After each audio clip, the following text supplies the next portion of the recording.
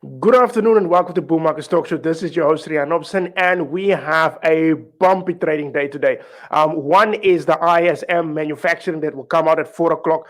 Two, we will have the ADP non-farmers payrolls that come through, and then three, we will have the crude oil inventories that will also come through.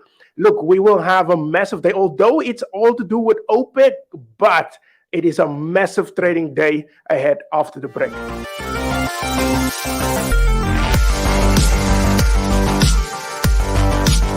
Keep your finger on the market pulse with the News Alerts tool. Stay up to date on the latest sentiment across all the major asset classes. Uncover bullish or bearish signals tied to specific assets that could be developing before major price moves, and track how news sentiment correlated with price in the past.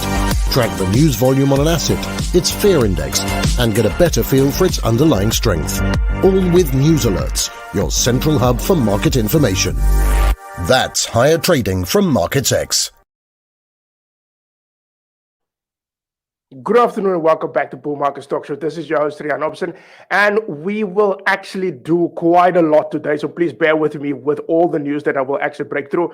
As I said, the main focus will be on OPEC, but we have a bump up calendar, especially when it comes from the United States, and I will just actually share my screen with you. It starts actually at 2:15 today with the ADP non-farmers payrolls, and it is actually quite a massive indicator when you look actually at for example, at the ADP non-farmers payrolls that will be on Friday. One, if we just look at this one specifically, there we go. We have the ADP employment change that will be at 2:15. South African time. The expectation is about 613,000 jobs. The previous was on 330,000 jobs. So that will be quite a big indicator. It's quite a rosy forecast there. So that will be at 2:15. It is actually a big indicator when you look at the not actually the non-farmers payrolls on Friday. It gives a bit of idea of what we can expect there. And then we have the ISM manufacturing data that comes through, which is also very important to show the momentum in the United States. So that data will also get released at about 4 o'clock. And then if we go on, we will have the crude oil inventories, and that will be around 4:30. So obviously they do expect quite of a drawdown in the United States because obviously with the hurricane that was hitting, and apparently production stopped last week already. So we might see actually they expect about a 2.5 million barrels drawdown. We can expect a bit more because there is actually a lot of pressure on the oil demand, so it could actually be a bit of a problem. Now, very importantly, today it is actually the OPEC meeting day. There's two sides of the story. One, they can actually increase, or they will actually, there's a possibility that they might actually increase the oil production with about I think it's about 400,000 barrels per day. That is what the market expected. OPEC will actually stick to their agreement.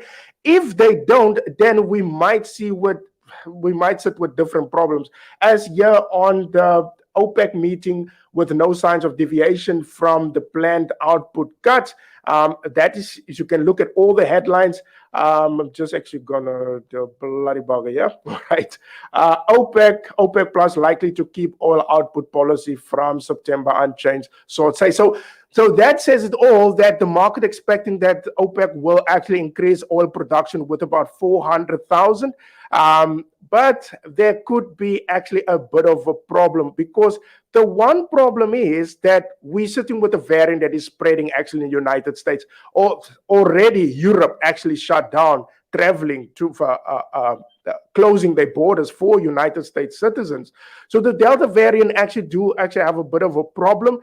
Also in Asia, they started to close down, go back into lockdown territory. In Europe, they were talking about it. You can see actually the slowdown in in the UK's retail sales that were down this morning. So that is actually a big question mark there. Will economies, I would say countries in the West, will they actually scale down?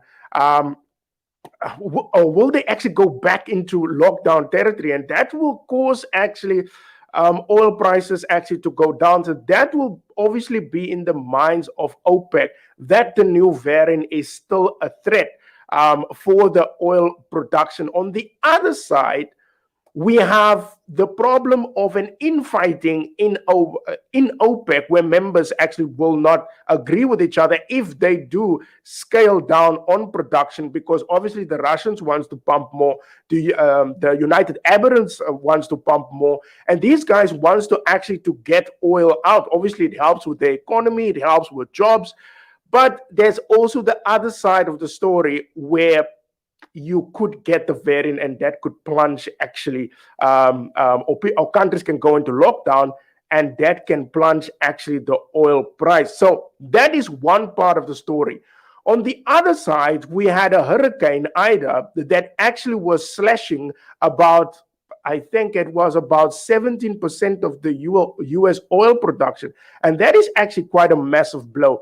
And there's a bit of a problem in the United States when it gets to the oil production. We all know that there's still a heavy demand for oil in the United States. OPEC did stated that they expected about 3.2 million barrels per day. It actually came out at 4.2 million barrels per day, so which means there was more demand for oil. The story with the United States, and that is now with Hurricane Ida, is that the oil firms cut 96% of the U.S. Gulf of Mexico crude output as the Hurricane Ida slammed coast. So that is actually a bit of a concern, because you have one, there's power outages, and you need actually power to refine actually oil. So that could be a problem, and the power is out. It could take weeks, could maybe take a month to get the production up and actually restore the power. So obviously they need to restore the power first, and then they can get the production done. That could actually put a bit of pressure on the US inventories if they don't get actually the supply up due to what happened with the storm of Ida, of Hurricane Ida. So there's two sides there when it gets to the oil, and that's why the oil actually, if you look at the chart of oil, it's sitting about at around 86. So I just actually make this bigger. It sits actually at about $68. This is now crude oil inventory. This is the daily chart. It's sitting there and hovering around there. That is now all to do with the OPEC meeting of today, and also the crude oil inventories that will come later on. Honestly speaking, I would say when it gets to oil, sit out of the trade. But the other thing is, oil actually affects quite a lot of different asset classes. One, it affects the forex market heavily. Commodity market, obviously, as oil prices go up, you will see gold, silver, copper, and all the other commodities go out. On the FX side, you will see Canada behaves, the US dollar behaves, and then you will see the euro and British pound. So oil is actually a very important indicator. And with OPEC's decision today, it can throw the market a bit upside down. You must know that once the oil prices go up, your Canadian dollar will flew up, and then you will have a weaker US dollar. So that makes oil so significant. And the best thing for today is to rather to sit and wait to look at the headlines for oil before you make a decision to trade with oil, because otherwise you will sit with some massive problems if you just jump in with a trade and then OPEC disappoint or the crude oil inventories disappoint. But on my personal opinion side, I think OPEC will stick to the 400,000, because if they don't, then you have an infighting, and we might see a crude oil inventory production, a drawdown of about maybe 3 million barrels per day. Also, please be on the lookout for the ADP non-farmers payrolls news that will be at 2:15. If we do get a big surprise there, you will see actually some pressure on the US dollar, whether it's on the upside or on the downside. So you have to be careful when it gets to the ADP non-farmers payrolls. It's not advisable actually to trade on it, but it's very good to look at it. It's a very good indicator for the non-farmers payrolls. Also on the other side, you have the PMI number that will come out, and that actually gives also an indication of how it will look on Friday. So those two figures are very important. One, ADP non-farms payrolls, and two, the ISM manufacturing data, which will be later today. And then we have the OPEC announcement. So honestly speaking, if you didn't open up any trades, I would say you are the best trader in the world. Rather sit on the fence for today. Me, I'm on the other side. I'm sitting with hedge trades and waiting to see what will be the outcome of today, especially when you look at OPEC and also the other news that comes out of the United States.